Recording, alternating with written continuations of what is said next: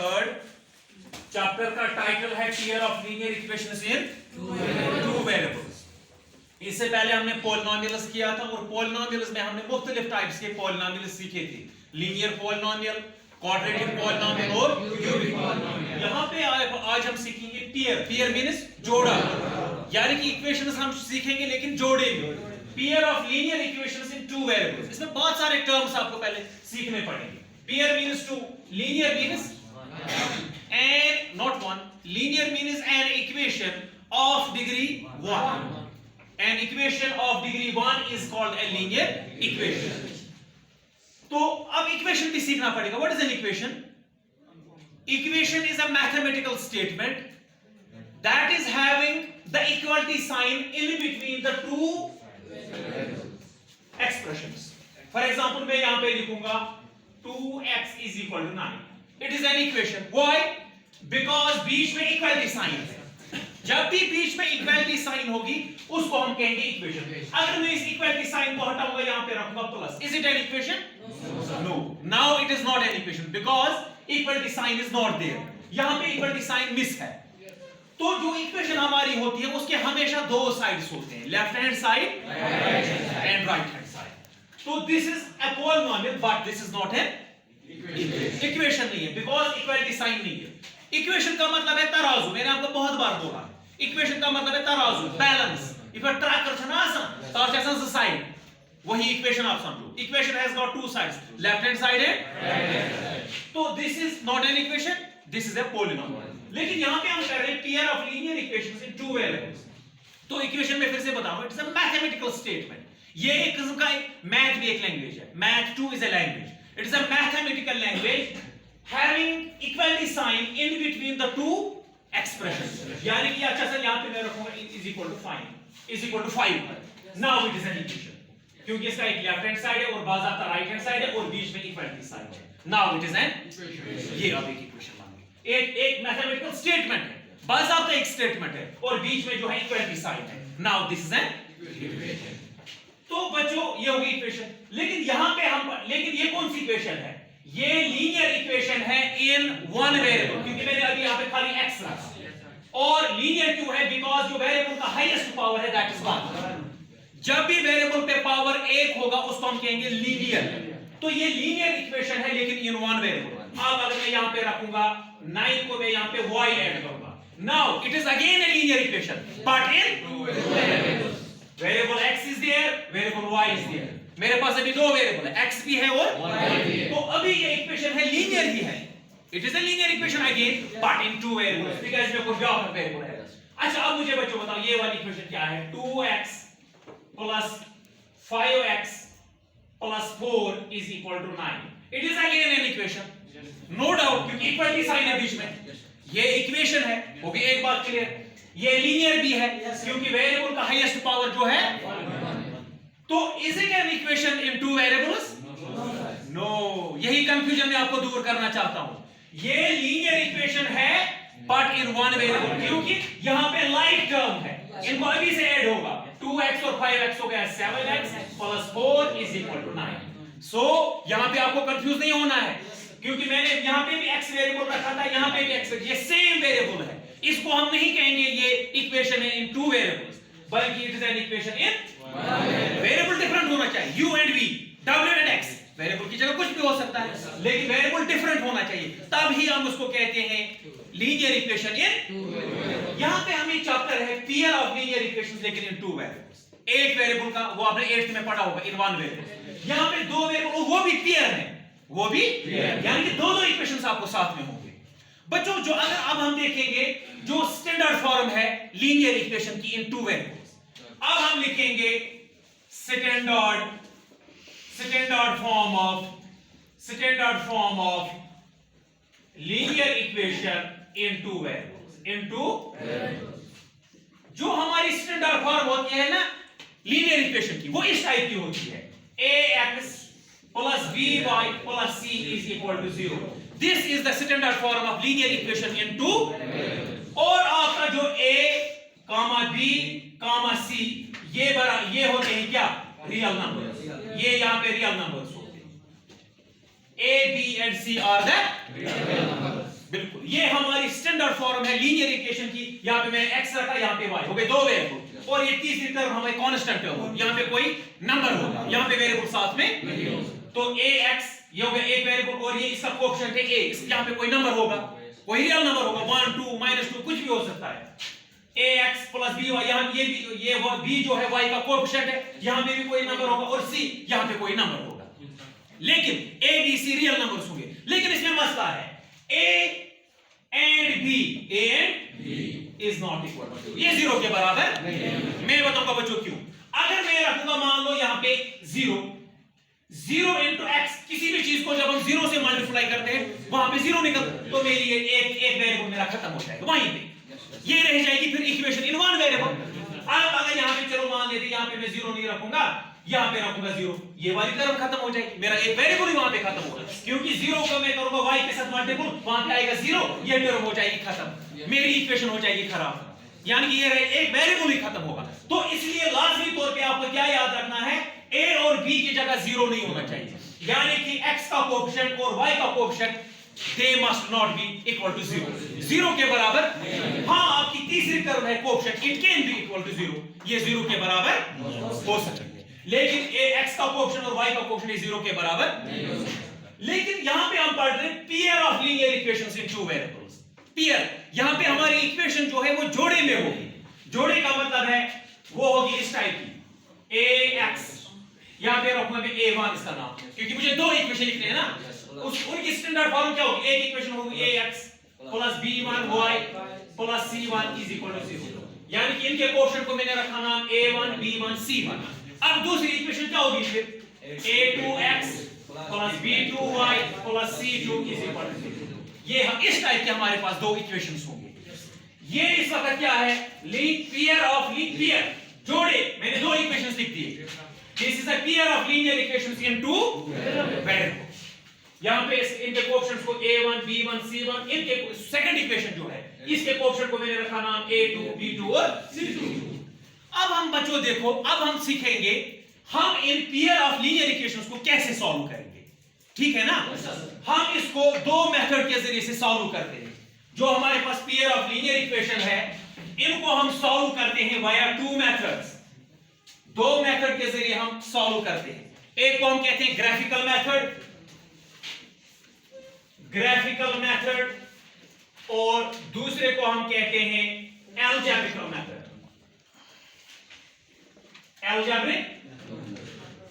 Graphical method में बच्चों क्या क्या मेथड आती है। अब अगर हमारे पास दो इक्वेशंस हो गए, फॉर एग्जांपल आप ही कोई इक्वेशन बोलो, आप बताओ।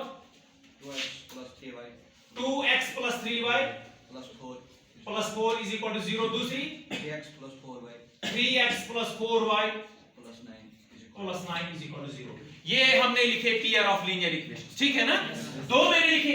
ग्राफिकल मेथड के जरिए से सबसे पहले हम क्या करते हैं, इनके कोएफिशिएंट्स को हम कंपेयर करते हैं। किनके कोएफिशिएंट्स को, जो हमारे पास दो इक्वेशन है, देखो इसके कोएफिशिएंट क्या है 2 3 4, इसके कोएफिशिएंट है 3 4 9, इनके कोएफिशिएंट को तो क्या कैसे हम कंपेयर करते हैं। जैसे हमारे पास जो जनरल कोऑर्डिनेट इक्वेशन है वो किस टाइप की होती है, a1x plus b1y plus c1 is equal to 0, और दूसरी equation a2x plus b2y plus c2 is equal to 0। देखो बच्चों, मैं कंपेयर करूंगा, यानी कि x का कोएफिशिएंट और दूसरी इक्वेशन के x का कोएफिशिएंट मैं लिखूंगा a1 डिवाइड बाय a2, ये देखूंगा मैं ये बराबर है b1 डिवाइड बाय b2 कि नहीं। ग्राफिकल मेथड में अगर ये बराबर है, आप मुझे बताओ यहाँ पे a1 क्या है, वो है 2 डिवाइड बाय इसका कोएफिशिएंट 3, a2 क्या है 3 है ना, यहाँ पे a2 है, यहाँ पे 3 है, और इज इक्वल टू b1 कितना है 3, b1 है 3 डिवाइड बाय b2 4, क्या ये इक्वल है, नॉट इक्वल। यहाँ पे 2 डिवाइड बाय 3, ये है 3 डिवाइड बाय 4, ये बराबर, इनके कोएफिशिएंट बराबर नहीं आ रहे, यानी कि a1 divide by a2 is not equal to b1 divide by b2। अगर ऐसी सिचुएशन होगी फिर हम c1 डिवाइड बाय c2 को नहीं देखते हैं। अगर पहले ही दो a1 डिवाइड बाय a2 बराबर नहीं होगा b1 डिवाइड बाय b2, इसका मतलब है जब मैं इसको ग्राफ डालूंगा इन दो इक्वेशन का, इसका ग्राफ तो और इसका ग्राफ, वो इस तरह आएगा, कहीं ना कहीं पे वो इंटरसेक्ट होगा, यानी कि कहीं एक जगह पे the graph will intersect at one point. तो हम हमारी जो लाइंस होंगी वो क्या होंगी? इंटरसेक्टिंग लाइंस होंगी। यानी कि एक जब मैं इस इक्वेशन का ग्राफ डालूंगा, समझो ये वाला आ गया, दूसरी इक्वेशन का डालूंगा तो ये आ गया। कितनी जगह मिल गए? एक जगह। शाबाश। तो कंडीशन नंबर 1, जब मैं ग्राफिकल मेथड के जरिए से हल करता हूं, अगर मुझे a1 डिवाइड बाय a2 बराबर नहीं होगा b1 डिवाइड बाय b2, तो क्या होता है? पहली कंडीशन इंटरसेक्टिंग लाइंस हमें मिलेगी। क्या मिलेगी बच्चों? इंटरसेक्ट। और सॉल्यूशन कितने होंगे? 1, क्योंकि एक जगह ये मिलेंगे। जहां भी ये दो लाइंस आपस में इंटरसेक्ट करेंगे वो होगा हमारा सॉल्यूशन कितना होगा? 1 सॉल्यूशन। Very good. और लाइंस होंगी कंसिस्टेंट। ऐसी इक्वेशंस को जिसका कोई ना कोई सॉल्यूशन होता है उनको हम कहते हैं कंसिस्टेंट इक्वेशंस। देखो, जब a1 डिवाइड बाय a2 बराबर नहीं होगा b1 डिवाइड बाय b2, तब हमारे पास इंटरसेक्टिंग लाइंस इस टाइप की होगी। सॉल्यूशन जब एक ही जगह ये काटते तो एक सॉल्यूशन होगा और कंसिस्टेंट इक्वेशन होंगे। दूसरी कंडीशन मैं लिखूंगा अब सेकंड कंडीशन क्या होती है? अब अगर मैं लिखूंगा इक्वेशन, मान लेते हैं सेकंड कंडीशन के लिए 2x plus 3y plus 4 is equal to 0, और मैं लिखूंगा यहां पे 4x plus 6y plus 8 is equal to 0। ये मैंने दो इक्वेशन लिखे। अब मैं कंपेयर करूंगा a1 divide by a2 is, मैं देखो ऐसे भी लिखूंगा a1, अब मैं डायरेक्ट करूंगा a1 कितना है? 2 divide by 4 is equal to 3 divide by 6, यानी कि b1 divide by b2 is equal to c1 divide by c2 क्या है? 4 बाय 8। पहले मैं दो को कंपेयर करूंगा। देखो इसको मैं कैसे काटूंगा? 2 1 2 2 2 4, 3 1 3 3 2 6, 4 1 4 4 2 1 निकला 1 by 2 is equal to 1 by 2 is equal to 1 by 2। ये मुझे तीनों बराबर निकले। यानी कि इसका मतलब है यहां पे मुझे निकला a1 by a2 is equal to b1 by b2 is equal to c1 by c2। जब तीनों बराबर होंगे तब हमें लाइंस होते हैं कोइंसिडेंट। यानी कि जब मैं ऐसी दो इक्वेशंस को ग्राफ डालूंगा, आप घर में चेक भी कर सकते हो, इसके सॉल्यूशन निकालो, इसके सॉल्यूशन निकालो, लाइन के लाइन आ जाएगी। यानी कि जब आप ग्राफ पे लाइन डालोगे ऐसे आपको कहीं पे ग्राफ है ऐसे, जब आप लाइन डालोगे तो ग्राफ डालोगे, एक इक्वेशन का ग्राफ आएगा ऐसे, उसकी लाइन आएगी ये, अच्छा समझिए। जब आप दूसरी इक्वेशन का ग्राफ डालोगे वो भी आएगी इसी पे। तो ऐसी लाइंस को क्या कहते हैं? Coincident lines. तो यहां पे भी हमें तीन बातें पता चली। एक बात, लाइंस होंगे कोइंसिडेंट लाइंस होंगी। नंबर 2, सॉल्यूशन कितने होंगे? Infinitely many solutions. क्यों? ये लाइन जो है यहां पे भी मिलती है, यहां पे भी हर जगह मिलती है, इसके हजारों सॉल्यूशन होंगे। इन कोई हद नहीं है सॉल्यूशन, क्योंकि हर जगह लाइन पे लाइन जा रही है, यहां पे भी, यानी कि जहां पे लाइन मिलती है वही होता है सॉल्यूशन। ये तो हर जगह मिल रही है, तो इनफिनाइटली मेनी सॉल्यूशन होंगे। तो मैं लिखूंगा एक तो कोइंसिडेंट लाइंस होंगी, दूसरा क्या होगा? इनफिनाइटली मेनी सॉल्यूशंस होंगे, और तीसरी बात क्या होगी? तीसरी बात होगी ये कंसिस्टेंट होंगी, क्योंकि इनका भी सॉल्यूशन आ रहा है। ये भी होंगे कंसिस्टेंट इक्वेशंस। अब हो गई तीसरी कंडीशन ग्राफिकल मेथड में। अब अगर मैं एक इक्वेशन लिखूंगा, अब हो गई कंडीशन नंबर 3। मिसाल में इक्वेशन लिखूंगा 3x plus 2y minus 4 is equal to 0, 6x plus 4y plus 9 is equal to 0। यहां पे बच्चों अगर आप देखोगे ना, मैं फिर से कंपेयर करूंगा इनके कोएफिशिएंट, यानी कि a1 डिवाइड बाय a2 क्या है? 3 divide by 6 is equal to 2 divide by 4 is equal to minus 4 by 9। अगर कसर काटोगे 3 1s are 3, 3 2s are 6, 2 1s are 2, 2 2s are 4, 1 divided by 2 is equal to 1 divided by 2 is not equal to minus 4 by 9।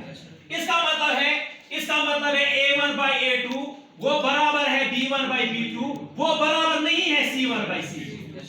इस time जब पहले दो बराबर होंगे, यानी कि a1 by a2 बराबर होगा b1 by b2, दो इक्वेशंस का मैं कह रहा हूं, दो इक्वेशंस का, वो बराबर नहीं होगा c1 divided by 2, तब हमें लाइंस होते हैं पैरेलल। तब मैं लिखूंगा इसके तीन चीजें, लाइंस क्या होंगी? Parallel. Very good, PRL, parallel lines. पहला पॉइंट, सॉल्यूशन कितने होंगे?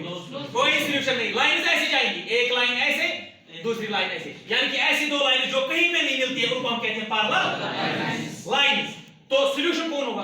नो सॉल्यूशन, इनका कोई सॉल्यूशन नहीं होगा, इनका कोई भी सॉल्यूशन नहीं होगा। जब कोई भी सॉल्यूशन नहीं है तो हम कह सकते हैं ये दो इक्वेशंस जो है इनकंसिस्टेंट है, ये है फिर इनकंसिस्टेंट। क्लियर होता है बच्चों? ये हो गए ग्राफिकल मेथड के जरिए से जब हम सॉल्व करते हैं पेयर ऑफ लीनियर इक्वेशंस। अब हम देखेंगे जब हम इनको अलजेब्रिकली सॉल्व करते हैं, तो अलजेब्रिकली जब हम इनको सॉल्व करते हैं उस टाइम भी हमारे पास कितने मेथड्स होते हैं? 3 मेथड हमें उस टाइम भी होते हैं। कितने मेथड?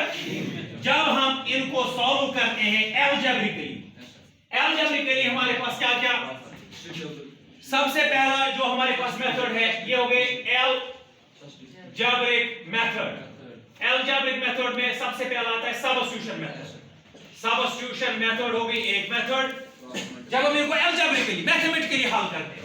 दूसरी मेथड हो गई अलजेब्रिक से पहले हम लिखेंगे एलिमिनेशन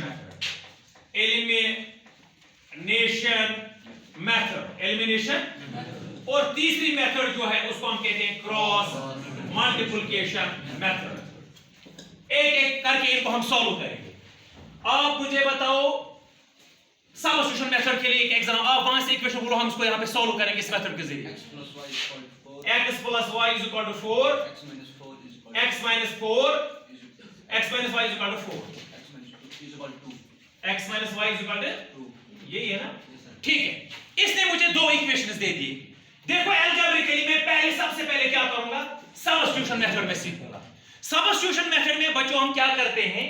हम एक इक्वेशन को लेते हैं, ये मेरी फर्स्ट इक्वेशन है and this is my second equation. मैं लिखूंगा from equation first. From equation first मेरी फर्स्ट इक्वेशन है x plus y is equal to 4।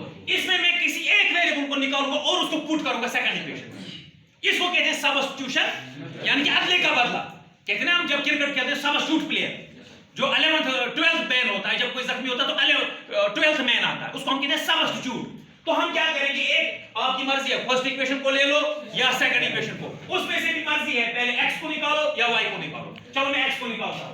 मुझे x को निकालना है तो 4 अपने साइड y चला जाएगा, ये जाएगा -y, ये निकला मुझे x का सॉल्यूशन। इसको मैं पुट करूंगा, लेकिन जिससे मैंने निकाला है उस वाले में नहीं, दूसरी वाली में मैं इसको पुट करूंगा। किस वाली इक्वेशन में? सेकंड इक्वेशन में। तो सेकंड इक्वेशन क्या है? x minus y is equal to 2। तो x के बदले में क्या लिखूंगा? ये निकला ना इसका सॉल्यूशन, 4 minus y और ये minus y अपना ही is equal to 2। 4 ऐसे ही minus y हो गया -2y is equal to 2। -2y रहेगा वहीं पे 2, ये 4 चला जाएगा, हो जाएगा -4। -2y निकलेगा बराबर 4 से 2 उतारो तो -2, माइनस वाला बड़ा है तो माइनस माइनस कैंसिल, y निकला इस पर 2 डिवाइड बाय 2, वो निकला 1। आ गया समझ बच्चों? अब इसी 1 को मैं पुट करूंगा फर्स्ट में या सेकंड में, अब मेरी मर्जी है। मैं लिखूंगा put y is equal to 1 in first equation को उतारो, x plus y is equal to 4। अब इसको करेंगे सॉल्व। x मुझे निकला कि y निकला, x ऐसे ही y के बदले 1 निकला ना मुझे, is equal to 4। तो x निकलेगा बराबर 4, 1 चला जाएगा उधर -1, x निकलेगा बराबर 3। निकला बराबर? आप चेक भी कर सकते हो मेरे सॉल्यूशन सही आ गई कि नहीं। जरा इसमें पुट कर दो, x के बदले x मुझे कितना निकला 3 प्लस y के बदले 1, तो 3 और 1 4, आ गया 4 बराबर। तो left hand side right hand side बराबर। इसका मतलब मेरे ये कौन सी मेथड होगी बच्चों? Substitution method. अब मैं करूंगा एलिमिनेशन मेथड। क्या करूंगा? एलिमिनेशन मेथड में हम क्या करते हैं, आपको एक बताओ, 3x plus 4y is equal to 10, 2x minus 2y is equal to 2। अब हम इसको सॉल्व करेंगे एलिमिनेशन मेथड के जरिए से। एलिमिनेशन मेथड में हम बच्चों क्या करते हैं, हम कोएफिशिएंट सेम बनाते हैं, या हम x का कोएफिशिएंट सेम बनाएंगे या y का, आपकी यहां पे भी मर्जी है। इसका मैं रखूंगा फर्स्ट और इसका मैं रखूंगा सेकंड, ठीक है ना? तो आपको क्या करेंगे, इनका कोएफिशिएंट कैसे सेम बनेगा? इस 2 से अगर आपको x का सेम बनाना है 2 से मल्टीप्लाई करो, लेकिन इस पूरी इक्वेशन को आप खाली एक टर्म को नहीं कर सकते हो। अच्छा 2 से दे दो मल्टीप्लाई, इसको 2 3 jar 6x, 2 4 jar 8y is equal to 2 10 jar 20। ये मेरी बन गई थर्ड इक्वेशन। आसान है। अब इस 3 से वापस करो, 3 2 jar 6x plus 3 2 jar minus 6y, 3 2 jar 6। ये ठीक है ना? ये मेरी बन गई फोर्थ इक्वेशन। मेरा कोएफिशिएंट सेम हो गया। देखो यहाँ पे भी 6 आ गया, यहाँ पे भी, यानी कि 6x 6 है, पहली टर्म मुझे सेम हो गई। मैं अब करूंगा इनको सबट्रैक्ट, यानी कि मैं फोर्थ इक्वेशन को सबट्रैक्ट करूंगा फ्रॉम थर्ड इक्वेशन। लेकिन साइन चेंज होंगे, ये प्लस था ये माइनस हो जाएगा, ये माइनस था ये प्लस, ये प्लस था ये minus, plus xx minus xx eliminate होगी, इसी को कहते हैं एलिमिनेशन। एक टर्म खत्म हो गई। अब यहां से 8y और इसको भी प्लस है, ये वाली पुरानी निशानी मुझे नहीं है, 6y और 8y कितने हो गए 14y हो गए, 14y इज इक्वल टू 20 और 6 नहीं इसको माइनस करना है इसी, हां 20 में 6 तो 14, y निकलेगा बराबर 14, जरिफ वाला चला जाएगा बटा 14 डिवाइड बाय 14 वो निकला 1। अब मैं इस 1 को पुट करूंगा या फर्स्ट में या सेकंड में, अब मेरी मर्जी है। अब मैं करूंगा इसको फर्स्ट में पुट, जरा लिखो 3x + 4y = 10। क्लियर हो गया? तो 3x जो है मुझे क्या निकला, ऐसे लिखूंगा मैं 3x + 4 * y के बदले 1 = 10। क्लियर होता है? तो 3x ऐसे ही +4 * 4 = 10। तो 3x ऐसे ही 10, ये 4 चला जाएगा उधर -4, 3x निकलेगा बराबर 10 में 4 तो 6, x निकलेगा बराबर 6 और 3 चलाएगा डिवाइड, 3 1 3 3 2 6, x निकला 2। इसका मतलब है x मुझे निकला 2 और ये निकला 1। अगर आप पुट भी करोगे तो आपका ये, चलो मैं शक भी करता हूं, 3x + 4y = 10 मैं देखता हूं मेरे सॉल्यूशन सही है कि गलत है। तो मुझे x का वैल्यू क्या आ गया, 3 * x के बदले 2 + 4 * y के बदले 1 के बदले y के बदले 1 = 10। मुझे लेफ्ट और राइट बराबर आना चाहिए। तो 3 2 6 + 4 1 = 10, 6 और 4 10, 10 = 10। तो मेरे सॉल्यूशन सही है। Yes sir. तो अब रह गई क्रॉस मल्टीप्लिकेशन मेथड, अभी हमारी क्लास खत्म हो गई, इंशाल्लाह इसको हम कल डिस्कस करेंगे, ठीक है? ओके।